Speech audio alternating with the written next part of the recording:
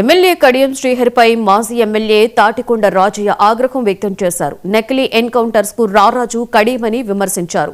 తన కార్యకర్తల జోలికి వస్తే బదిలిపెట్టేది లేదని హెచ్చరించారు. కడియం శ్రీహరి బీఆర్ఎస్ పార్టీకి ఎమ్మెల్యే పదవికి రాజీనామా చేయాలని డిమాండ్ చేశారు. తన కార్యకర్తలను వేధించిన ఎస్ఐ పేరు పింక్ బుక్ లో ఎక్కించారని చెప్పారు. ఎల్లకాలం కాంగ్రెస్ ప్రభుత్వమే ఉండదు అని వ్యాఖ్యానించారు. గణపురం నియోజకవర్గంలో మరి 2004 నుండి ఇప్పటివరకు బీఆర్ఎస్ పార్టీ గెలిచింది. చివరికి ఈయన గెలిచింది కూడా బీఆర్ఎస్ పార్టీని.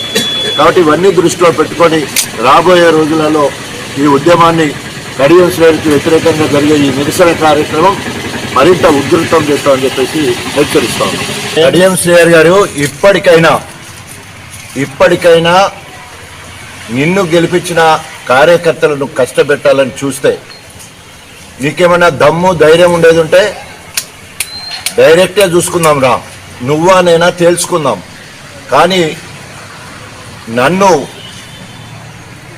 బెదిరించడానికో ఆదరించడానికో నువ్వు ప్రయత్నాలు కనుక చేస్తే తస్మా జాగ్రత్త.